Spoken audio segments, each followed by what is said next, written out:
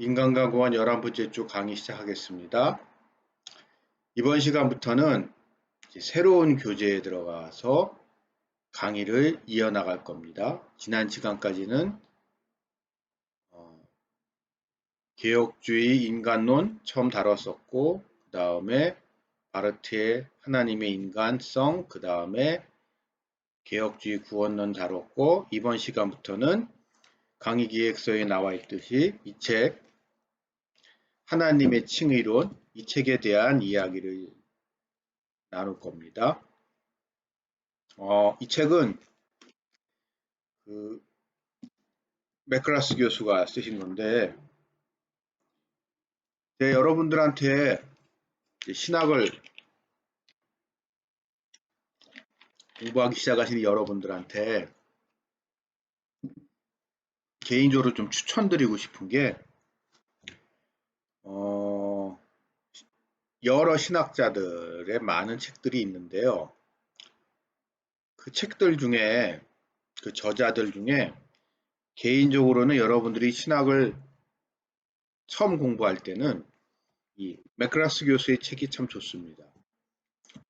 내용을 일단 너무 잘 정리를 해놨으면서도 또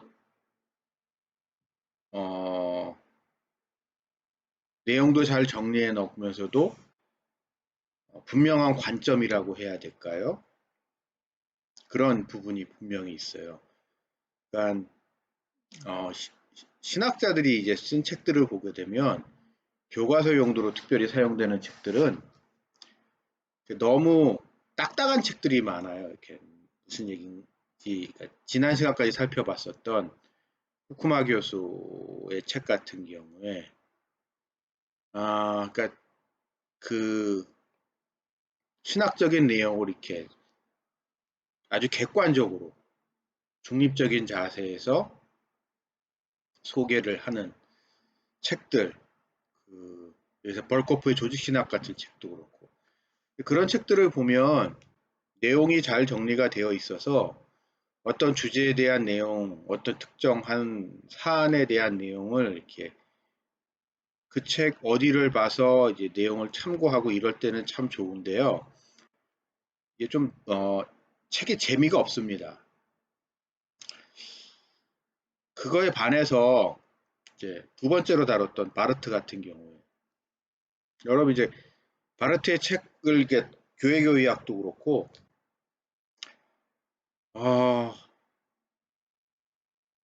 그냥 여러분이 어떤 특정한 주제에 관심이 있어서 그 주제에 대해서 책을 읽으려고 해도 말이 너무 장황해요.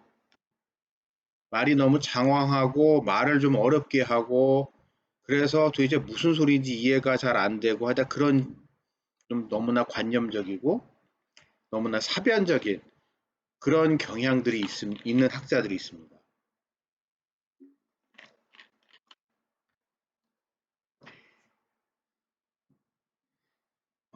이에 반해서, 그러니까 그래서 제가 첫 번째 시간 또 후쿠마 교수 같은 교수의 책 같은 경우는, 후쿠마 교수 책 같은 경우는 너무 재미가 없고요.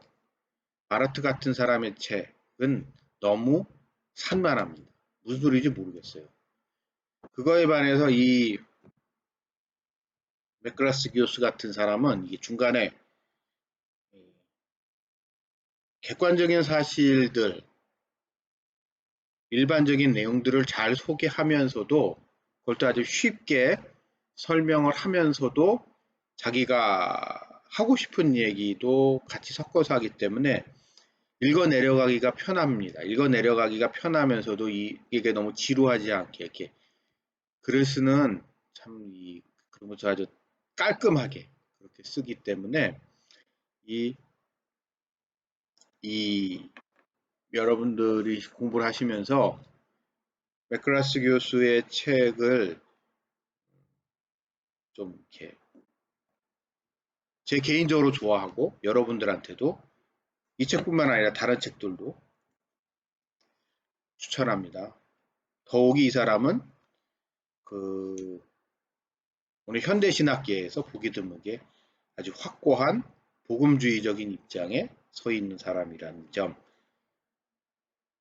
그런 사람이 신학자들 중에 흔치가 않거든요. 근데 그런 면에서 전 여러분들한테 맥크라스 교수의 이렇게 추천해 드리는 바입니다. 그런 것도 있고 해서 이 책을 하나님의 칭의론, 이 책을 오늘부터 여러분들하고 살펴볼 건데요. 자, 칭의론이 왜 문제가 될까요? 이 책을 이제 여러분들 쭉 읽어보시면 이해가 그냥 이 책을 쓴 의도, 이 책을 쓴 이유는 이 책을 게 아주 분명히 나와 있습니다. 이 책 읽다 보게 되면 이게 뭐냐면 여러분 이게 있어요. 우리가 글을 쓸 때요, 책을 쓸 때 학자들이 이 어떠한 목적을 분명하게 하고 어떤 카운터 파트너, 어떤 대상을 상대로 해놓고 글을 써야지 이렇게 글이 분명해지거든요, 목적이. 근데 그게 되게 분명한 책입니다, 이 책은. 이 책은 일명 바울의 세관점 학파라는 엔트라이트, 이피 샌더슨 같은 사람들을 타겟으로 해서 쓴 책이라는 게 분명합니다. 명확해요. 왜냐하면 여러분 이제 특히 엔티라이트 같은 사람, 바울의 세관점,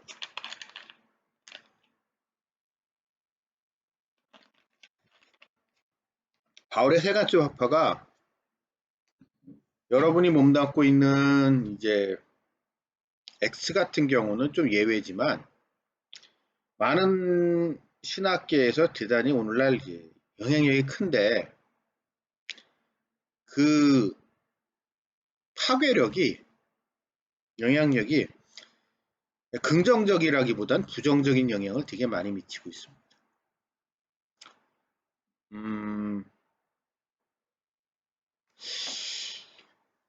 이게 좀 예민한 문제긴 한데요. 저도 개인적으로 엔트라이트를 비롯한 바울의 세관점 학파들을 저는 개인적으로 별로 좋아하지 않아요.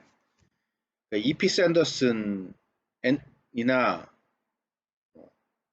이런 사람들, 이 사람들은 기본적으로 이제 신약학자입니다. 신약학자. 신약의 바울 신학을 가지고 이제 연구를 하는 사람들인데,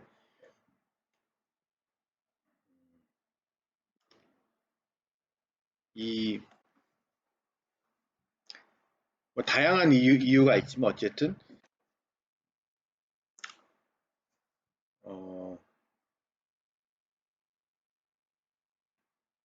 기독교, 그러니까 현대 기독교의 문제를, 그러니까 기본적인 이 사람들의 전제는 이거예요. 서구 사회의 문제는, 그게 다 미국 사람들, 영국 사람들이죠. 서구 사회의 문제는 기독교의 문제다. 그러니까 그냥 제가 이해하고 있는 엔티라이트나 이런 이피 샌더스나 이런 사람들의 기본적인 입장은 서구 사회의 문제는 기독교의 문제다. 내 기독교의 무슨 문제냐? 기독교 자체의 문제라기가 아니라 기독교에 대한 잘못된 이해, 특별히 성경에 대한 잘못된 이해 때문이다. 그러면 잘못된 이해는 과연 뭐냐? 바울 신학에 대한 잘못된 이해 때문이다. 바울 신학의 잘못에 대한 뭐가 잘못된 이해냐? 바울 신학을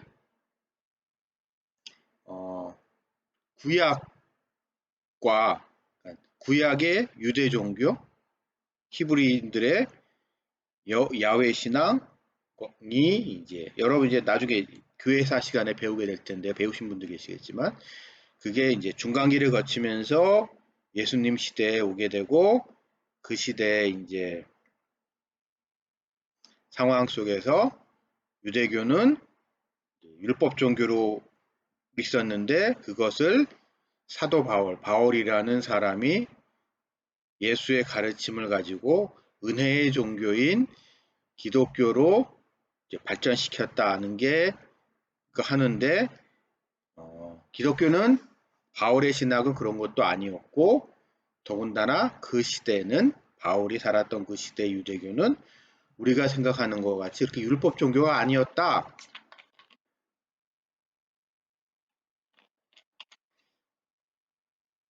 라고 바라보는 게 그 일명 바울의 세관점. 그러니까 우리가 이제 가장 익숙한 바울의 가장 우리가 핵심이라고 생각하고는 이신칭의에 대한 이해가 잘못되어 있고 그 중에 특히 칭의, 무엇이 의롭게 되는가, 의라는 게 무엇이고 의롭게 된다는 게 뭐냐, 칭의라는 부분에 대해서 이제 기독교, 특별히 개신교, 루터의 전통을 따르고 있는 개신교 진영에서 근본적으로 잘못된 이해를 하고 있다라고 이야기를 그런 주장들을 펼치고 있습니다. 이 사람들이. 그래서 그거에 대한 반론을 하기 위해서 이 책을 썼습니다. 여러분 이제 우리가 흔히 이제 우리가 이제 신학을 공부하죠. 신학을 공부하는 데는 신학에 아주 크게 놓고 봤을 때 조직 신학과 성경 신학 두 가지가 있죠. 조직 신학은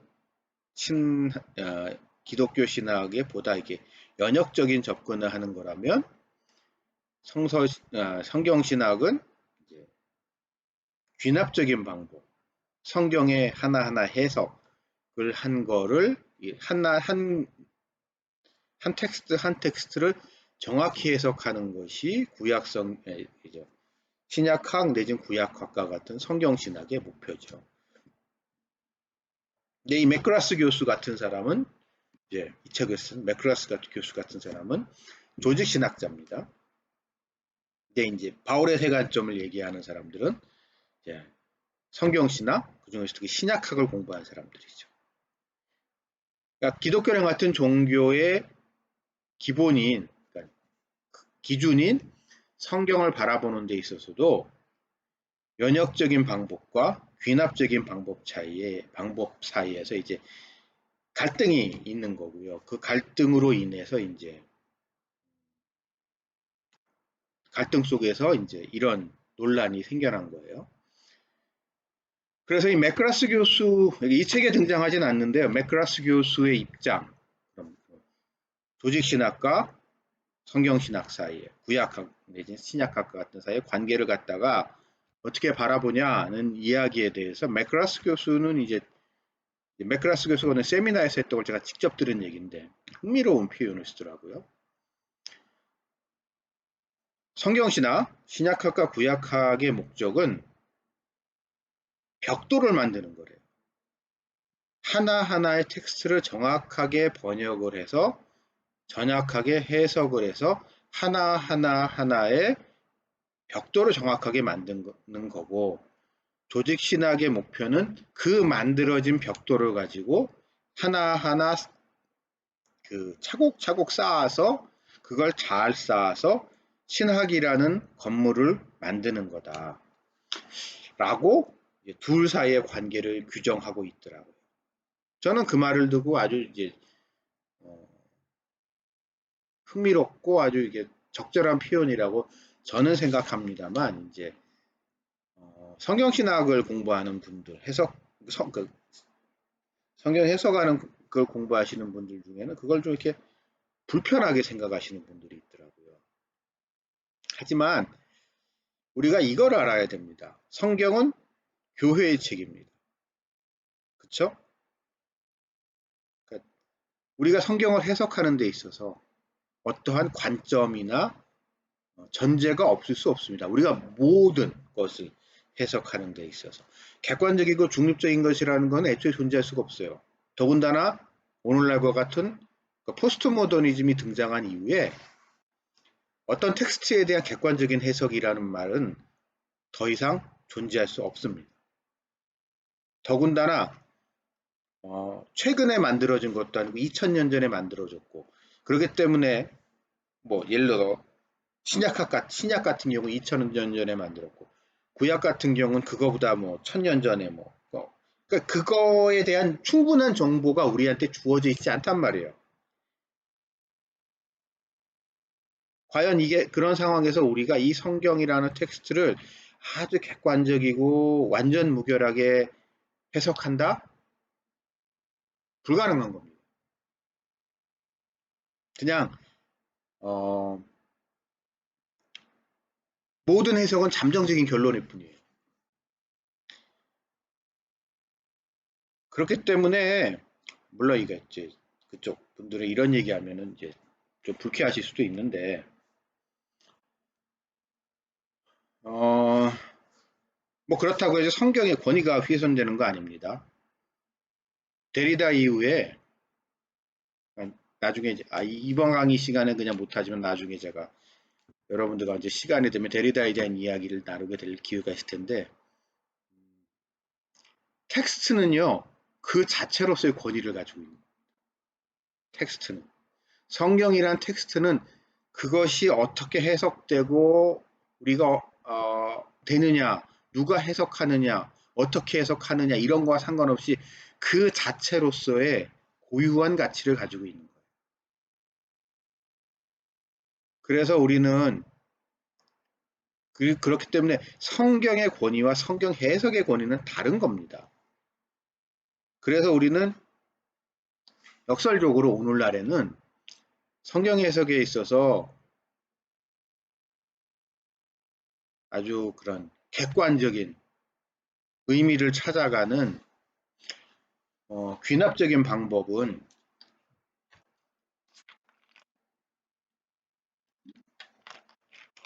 적절하지 않을 수도 있다. 그거 오히려 우리는 성경이라는 것을 기독교 신앙이라는 눈을 가지고 관점을 가지고 더군다나 자신이 그러니까 여러분 우리가 왜 교회를 다니고 왜 교회를 성경을 읽고 우리가 왜 믿음이 생기죠? 우리가 뭐라고 설명할 수는 없어요. 여러분과 저 다 다릅니다만 우리 삶에 있었던 그 많은 것들의 종합적인 결과가 여러분과 저에게 기독교 신앙이라는 걸 만들게 했잖아요.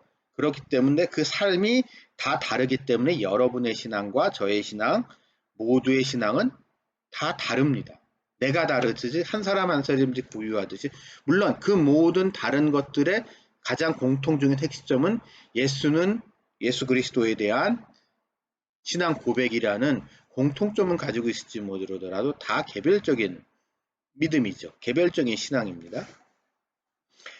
그렇다고 봤을 때 이런 엔티라이트라든 비롯한 이 바울의 세가적 학파 같은 사람들에 대한 접근이는 이 사람들이 주장하는 하나하나의 텍스트를 해석을 하는 데 있어서 그 말이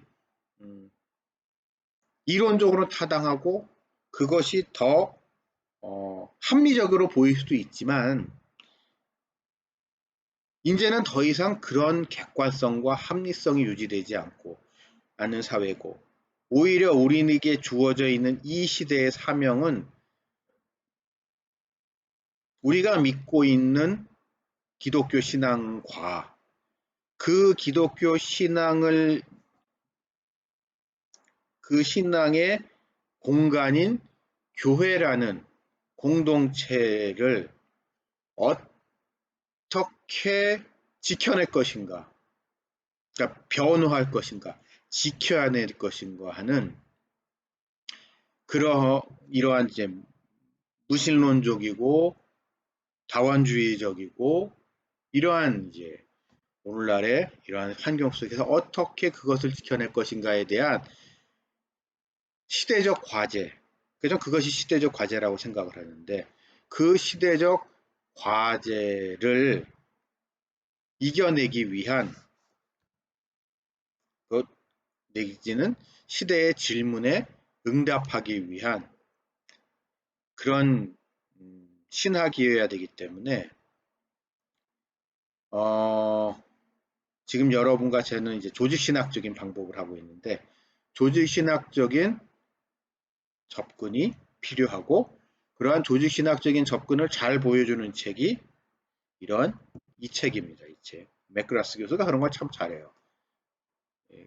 그러면서 적절하게 근데 그러면서 적절히 그 역사적인 사실들을 잘 이용을 해서요. 그래서 이 책을 통해서 칭의라는 것이 무엇인가, 하나님의 칭의라는 무엇인가에 대한 이야기를 오늘부터 다루어 보겠습니다. 잠시 후에 계속 이어서 얘기 나눠가겠습니다.